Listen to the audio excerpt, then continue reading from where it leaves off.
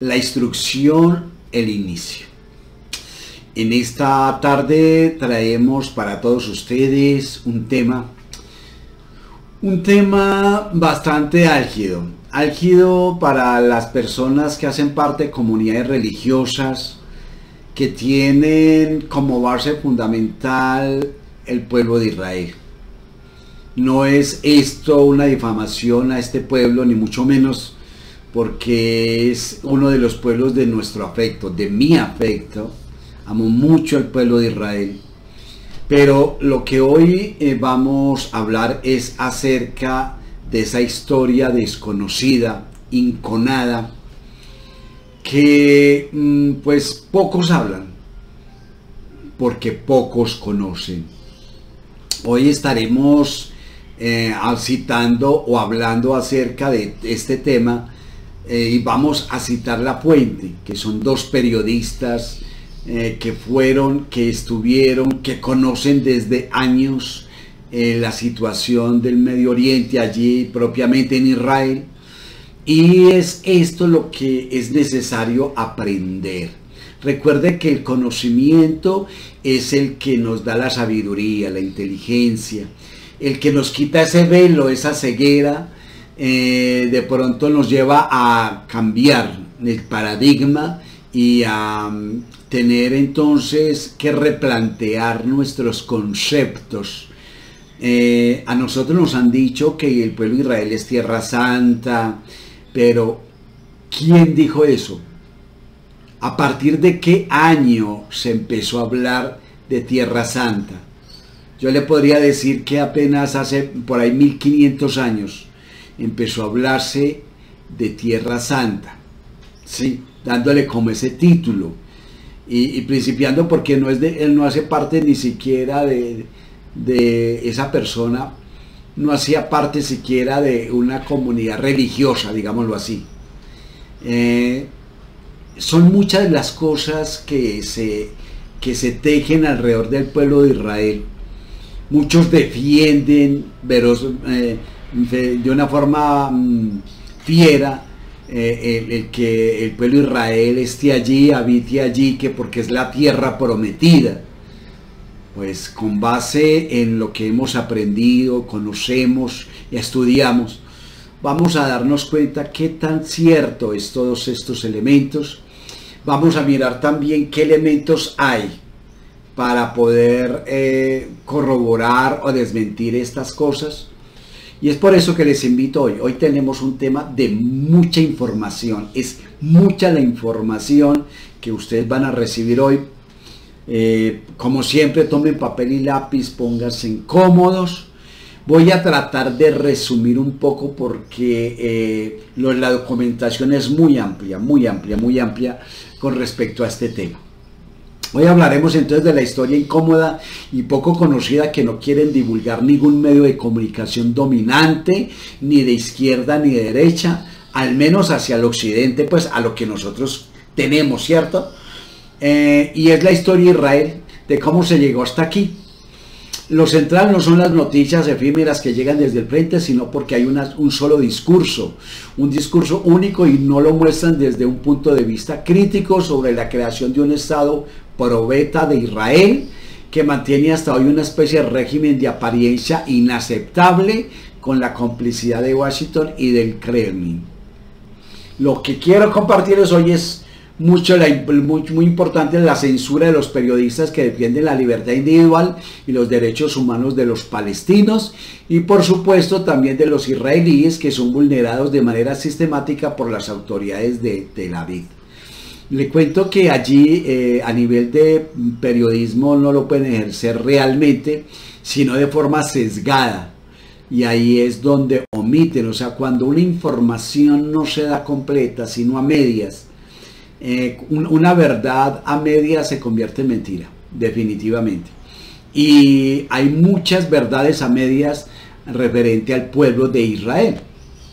Entonces es necesario que entendamos, así como hay madres que están sufriendo del pueblo de Israel, hermanos, padres, hijos, todo, así también de la parte palestina, hay madres, hijos, nietos, están todos sufriendo, ¿sí? A causa de la guerra, porque una guerra no favorece sino a los que venden armas. De resto deja ruina y hambre a todo el pueblo, ¿sí?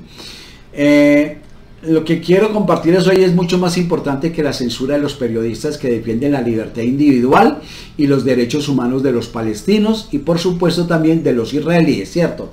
Iremos hoy al fondo del asunto de contarles una historia insólita, es decir, extraordinaria y muy fuera de lo común, que probablemente pero muy pocos conocen, salvo que se haya tomado el esfuerzo individual de investigarlo por su propia cuenta, cosa que no hacen.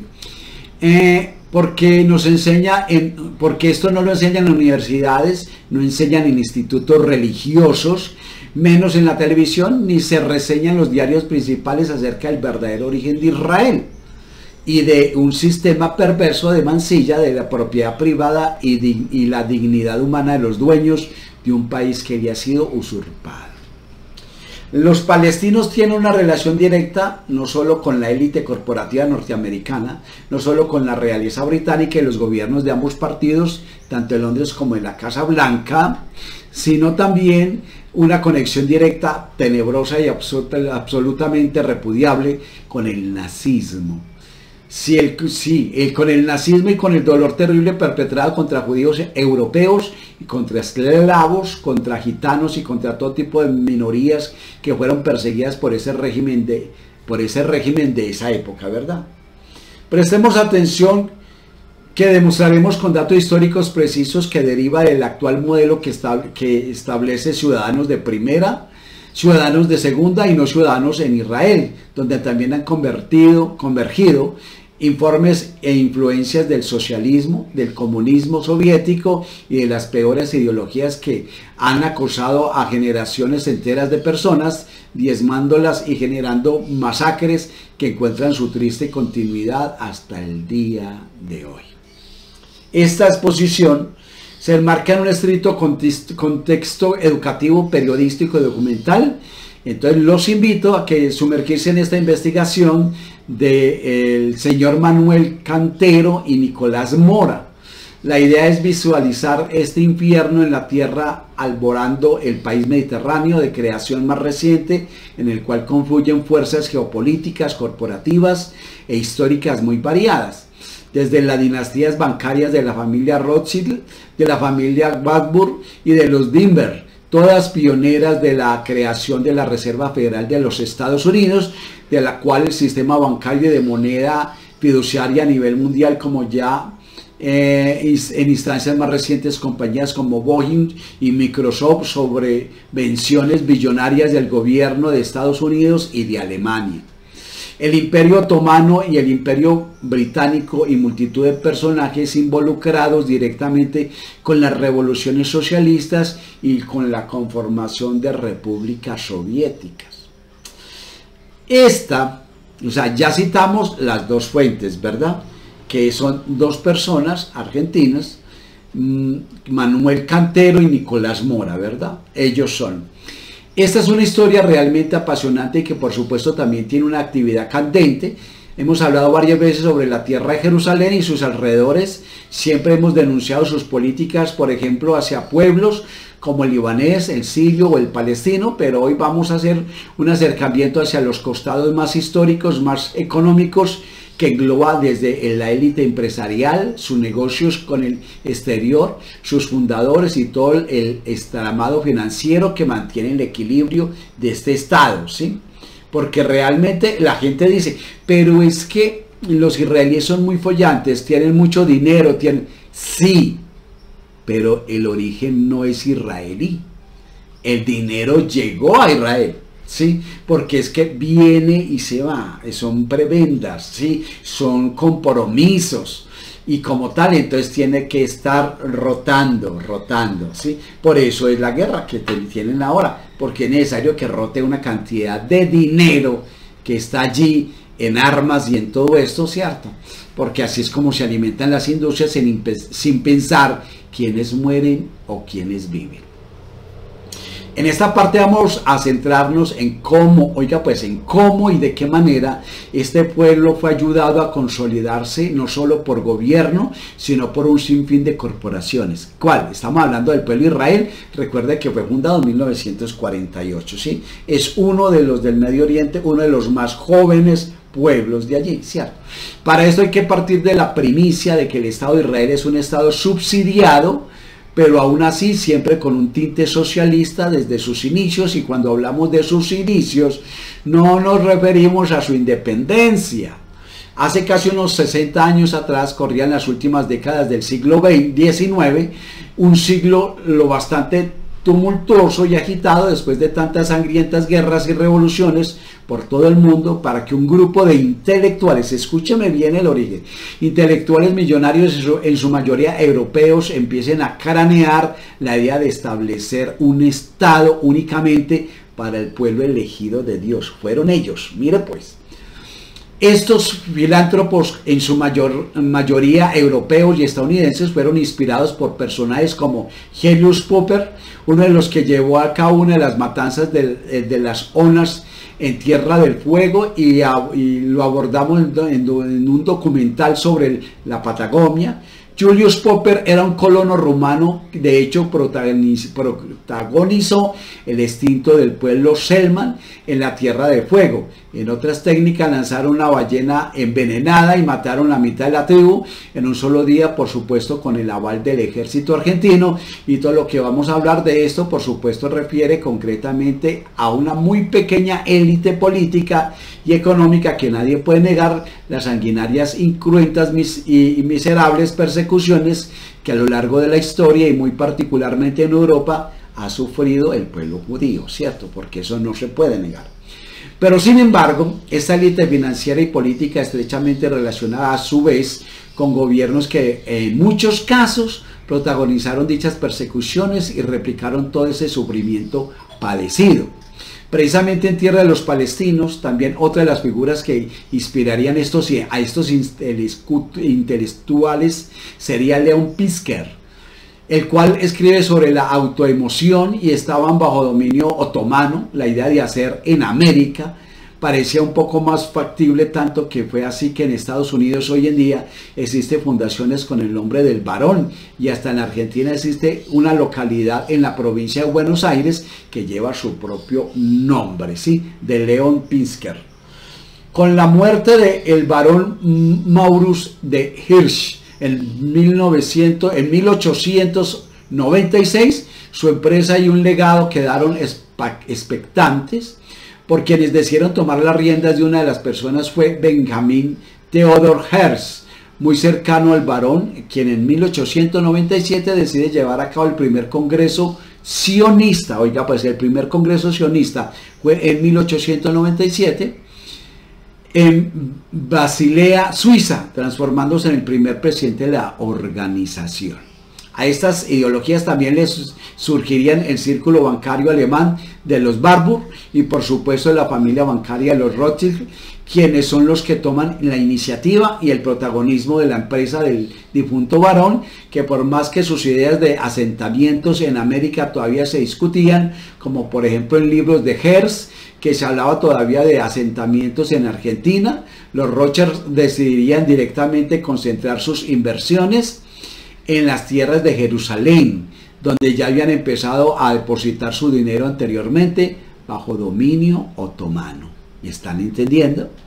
Hasta aquel entonces, por supuesto, estos financiamientos y asistencias se dieron principalmente en colonias agrícolas, que fue como empezaron muy solapadamente, ¿sí?, a expandirse. En algunos casos, colonias que habían sido creadas recientemente, creadas sobre terrenos comprados por un cónsul británico, o en colonias creadas desde cero por los mismos europeos. Para subrayarlo aquí, y es donde se entrelazan histórica y filosóficamente ese primer movimiento sionista y el socialismo laico, eran las colonias comunistas de propiedad y de trabajo comunal, porque así fue donde empezaron, ¿sí? Mire que fue lo que trató de destruir Hamas, donde empezó ahora el año pasado la guerra, ¿sí? ¿Cómo lo hicieron? ¿Sí? Fueron y masacraron a los que habían allí, ¿cierto? Entonces, para subrayarlo aquí es desde donde entrelazan la historia. Bueno, claro que irónicamente muchas de ellas financiadas precisamente por las dinastías bancarias europeas de los Rothschild y Barber JDR, contribuyó a decenas de colonias agrícolas, las cuales se les suelen llamar los Quds, ¿sí? O MAPS o un Kibbutz, que tiene así un carácter sindical, y muchas de estas colonias fueron construidas en terrenos que él mismo había comprado y se transformó en el máximo propietario de terrenos en Palestina otomana, llegando a tener más que todos los otros europeos compradores sumados.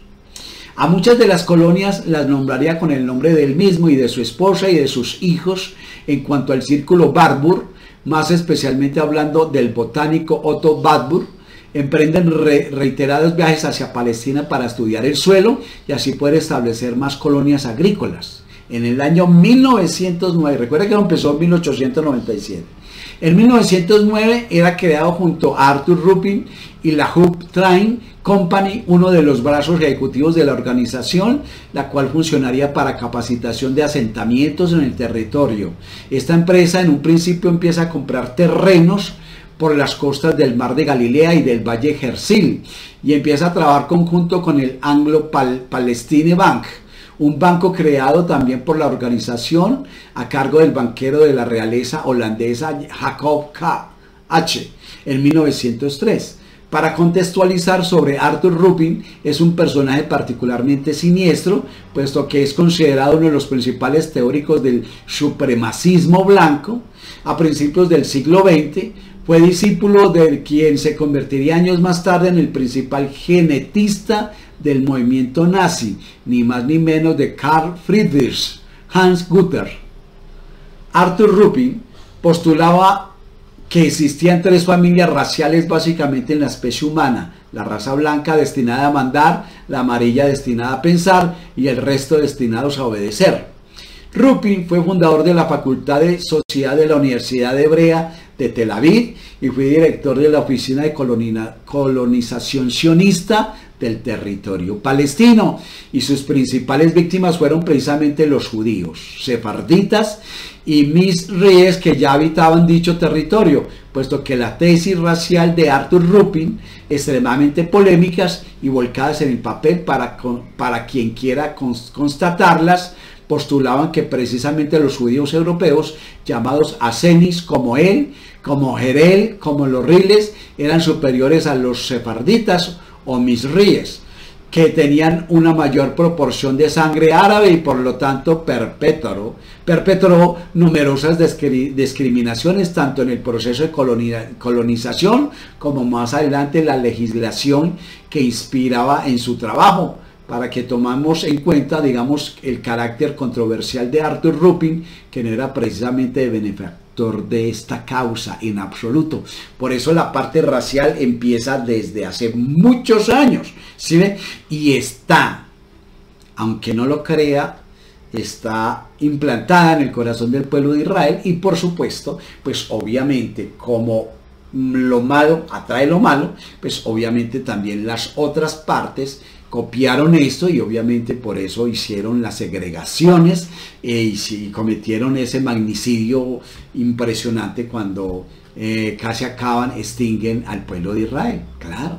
Entonces, más tarde Otto Warburg, el botánico, se transformaría en el presidente de la organización, y en cuanto a holandés banquero de Jacob Kipp, sería quien compraría la mayor cantidad de terrenos allí en Palestina, donde se construirían los futuros barrios de la ciudad de Tel Aviv, junto con el polaco arquitecto Witz en 1909, con un intento de crear una futura Nueva York para el país soñado. Tenía diversas población, tanto judía como cristiana, como musulmana, como no creyente o laica, que convivía prácticamente siglos atrás de todo esto, y no porque es un detalle le dieron primero los otomanos, no señor, en lo absoluto. Más adelante, sé lo que el Imperio Británico y finalmente se crea un país que a estas alturas es probeta, con colonos europeos, o sea, sobre las personas que ya estaban establecidas. Ahí empiezan un paralelo a crearse las empresas en Alemania, tanto como en Francia, las cuales funcionan como ayuda a la comunidad judía, pero en realidad ellas mismas se representaban como ayuda a la comunidad judía alemana o ayuda a la comunidad judía francesa. Una de estas empresas era el Ezra, creada por el alemán Paul Nathan, que ayudó a construir y a financiar el Technion, en el primer instituto avanzado de tecnología de Israel, hoy en día uno de los institutos más grandes de este país. En la financiación del proyecto estuvo también a cargo el banquero estadounidense Jacob Siffel y el Fondo Nacional Judío, que era una especie de rama financiera de la organización. Uno de sus dirigentes de esa empresa alemana era Max Warburg, el hermano de Paul Warburg, quien sería el arquitecto del sistema de reserva federal, ambos primos de Otto, del reciente mencionado Otto Warburg. Y aquí es necesario hacer un paréntesis para explicar un poco los intereses y los poderes que manejaba esta familia bancaria alemana. Recuerde que ellos fueron en cierta forma quienes patrocinaron cosas que fueron barbaries. Max Warburg, además de comandar esta empresa, trabajó con una junta directiva del Regenbank, es decir, Banco Central Alemán, para también ser asesor financiero del IG Farben, el conglomerado de empresas químicas alemanas, y se transformó en la corporación más poderosa química en su momento. La IG Farben sería el primer contratista de Alemania nazi y mandaría bastantes vínculos económicos con la Standard Oil de los Rockefeller, siendo los principales accionistas. Obviamente, después de la familia Rockefeller, uno de los fundadores de este superconglomerado alemán sería el hermano Max Paul Warburg, quien luego sería presidente de la filial de la empresa de Estados Unidos.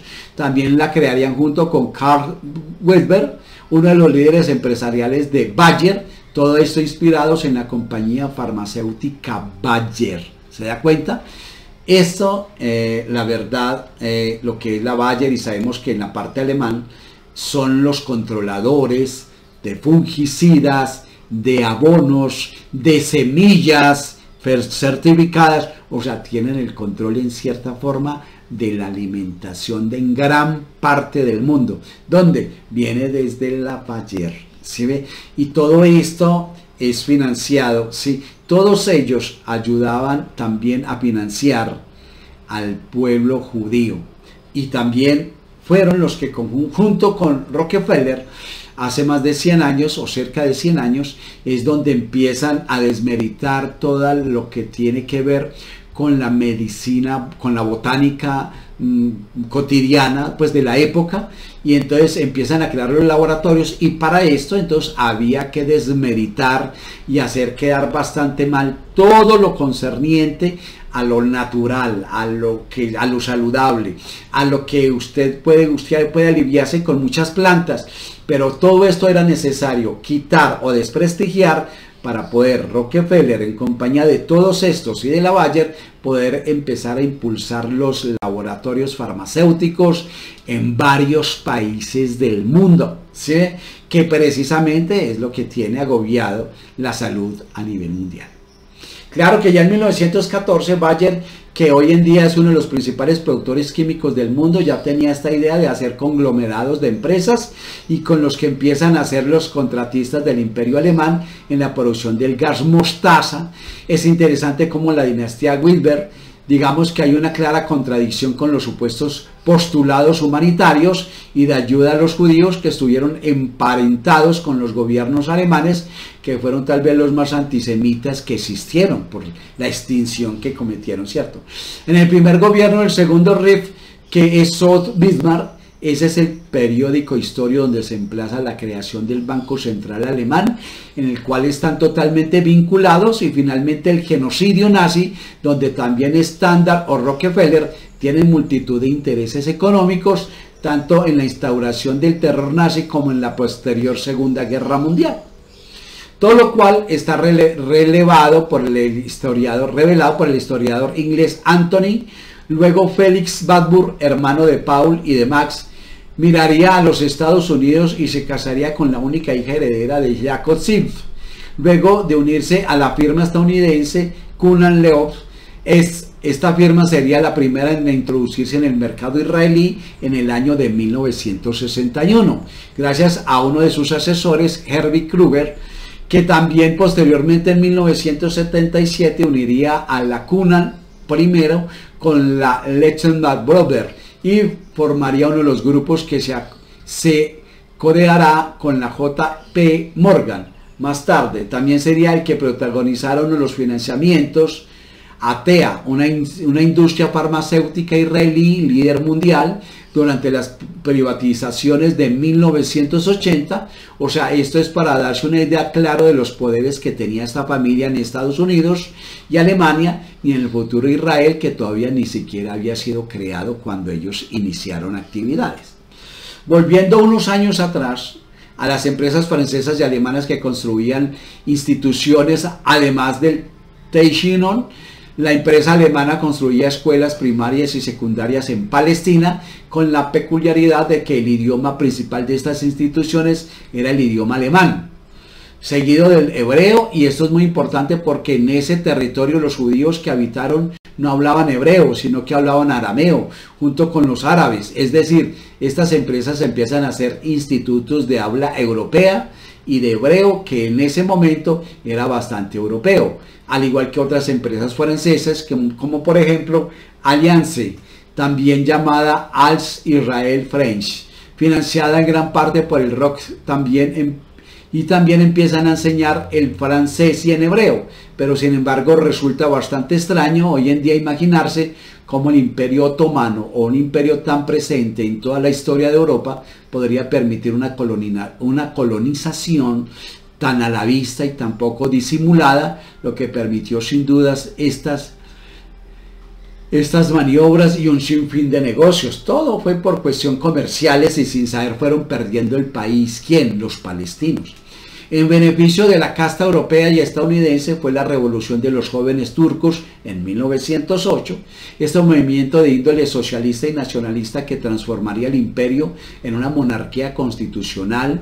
Inspirado y apoyado por intelectuales europeos, tomaría el poder y gobernaría los últimos años de este imperio, que serían los más devastadores y quizás también los más violentos. Son precisamente los jóvenes turcos disfrazados de laicismos y democracia los que penetran en el cruento genocidio armenio también, y además arrastran al imperio a la Primera Guerra Mundial, que era una guerra que terminaría desintegrando el imperio y dividiendo sus territorios entre los europeos.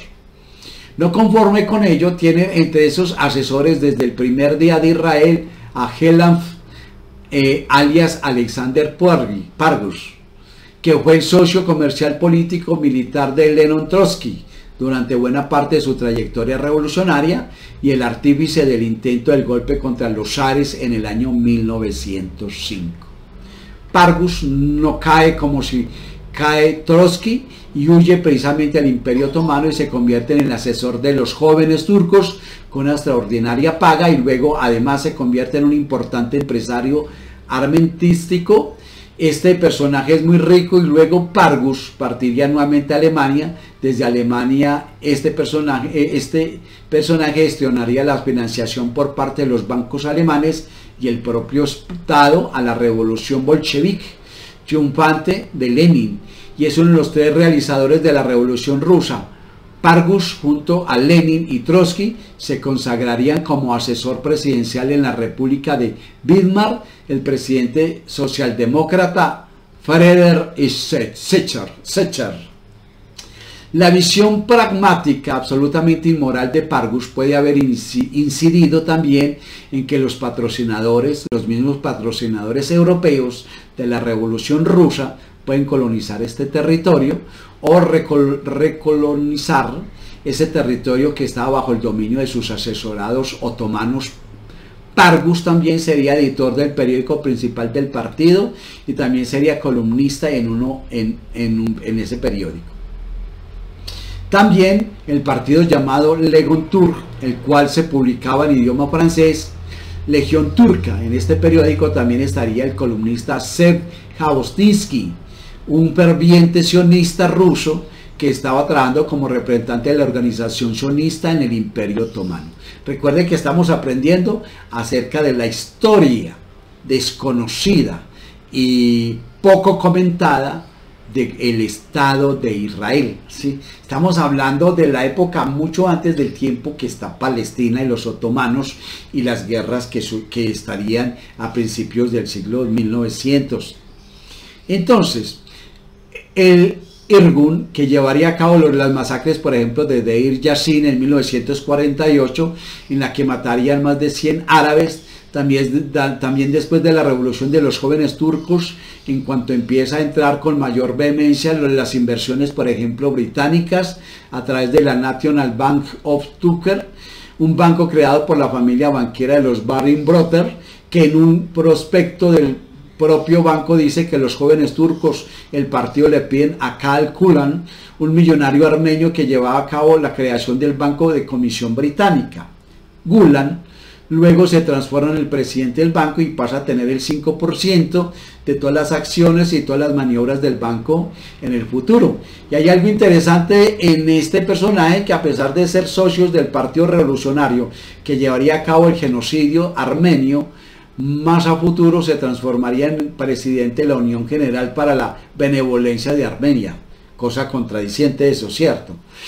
Es bastante curioso quienes, después de haber trabajado como codo a codo con los mismos tipos que realizaron el genocidio armenio y después de representar una organización de ayuda al pueblo armenio, el National Bank of Tucker más tarde sería el principal accionista de Turkish Petroleum Company, una empresa en la que también era accionista el Deutsche Bank alemán y la Shell, y luego se asociaría con la Standard Oil de los Rockefeller y Total de Frank en Anglo-Palestine Oil Corporación en 1914, que a futuro se transformaría en el British Petroleum.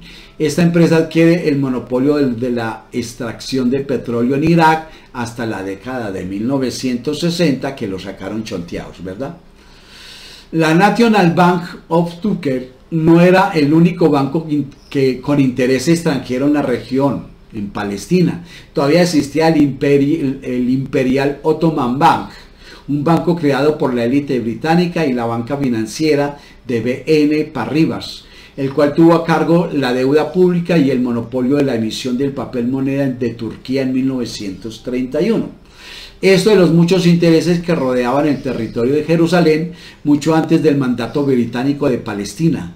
Los financiamientos y asentamientos europeos continuaron a lo largo de los años cuando se firmó la declaración de Balfour el 2 de noviembre de 1917, en la que el ministro de Relaciones Exteriores del Imperio Británico, Arthur Balfour, le escribe a Leonard Walker del Rothschild que el Imperio Británico está al 100% de acuerdo con la creación de un Estado para el pueblo judío.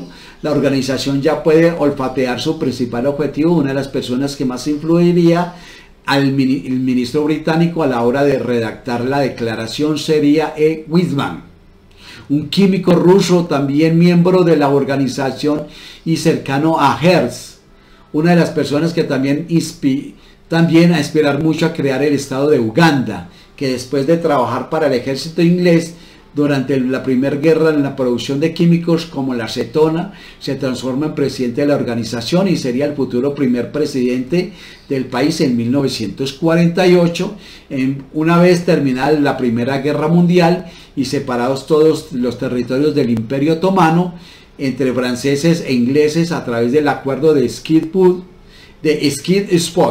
en donde Francia se quedaría con Siria y el Líbano y Gran Bretaña se quedaría con Palestina e Irak, buena parte del Jordán. Las inversiones de las empresas de la organización empiezan a potenciarse. La Hirstein Company de los Bárbaros y empieza a comprar barrios enteros de Jerusalén. En cuanto a la empresa ICA de los Rocha, del difunto barón de Maurice de Hirsch, empiezan a crear una organización paralela llamada el PICA, la cual Edmundo Schneider le dejaría a su hijo luego de morir con un total de 5 millones de libras invertidas. y 50.000 hectáreas a su nombre. Las organizaciones empezarían poco a poco a parar de construir colonias, de adquirir terrenos para empezar a financiar el sector industrial y principalmente fábricas de cemento. En paralelo a toda esta financiación externa, a su vez asentado en el mandato británico, los movimientos obreros heredados de Europa, más relacionados específicamente con el movimiento obrero sionista ruso, Paul Esaú, empieza a llegar y a formar opiniones, las cuales llevan a la creación de la Federación del Trabajo de Israel en 1920, más conocida hoy como la Hadro, ¿sí?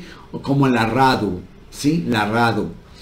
Esto es entonces lo que estamos aprendiendo acerca de lo que es la historia desconocida del pueblo de Israel.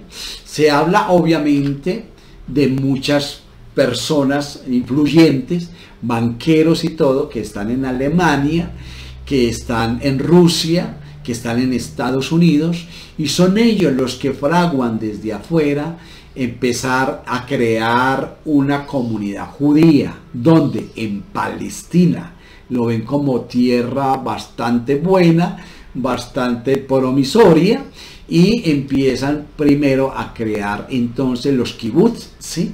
Esto siempre tiene el matiz socialista y comunista, porque de hecho son una especie de granjas donde allí mismo la gente vive y pueden vender, el mismo estado le compra lo que ellos producen en la forma agrícola, y obviamente van a tener estudio, van a tener colegio, van a tener hospitales, van a tener muchas cosas allí en esos kibbutz.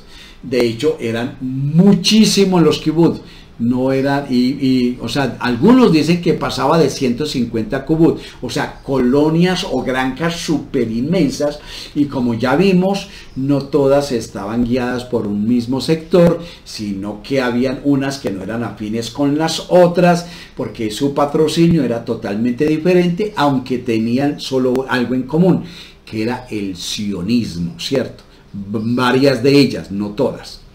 Es por eso entonces la importancia de que conozcamos a detalle todos estos elementos. Es un poco abrumador, lo estoy haciendo de forma rápida, estoy leyendo rápido con el fin de que ustedes puedan obtener esta información, y ya luego ustedes lo pueden ver parte a parte de forma despaciosa, pueden tomar apuntes si quieren, porque es muy diferente a lo que un día enseñaron los religiosos acerca de la tierra de Israel, que siempre perteneció a Israel, que es de tiempos de estos, de aquellos, de no sé qué, de no sé qué.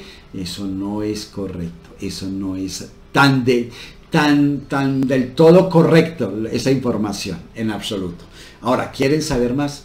Yo les invito para que me acompañen ahora en la segunda parte de la historia desconocida del pueblo de Israel.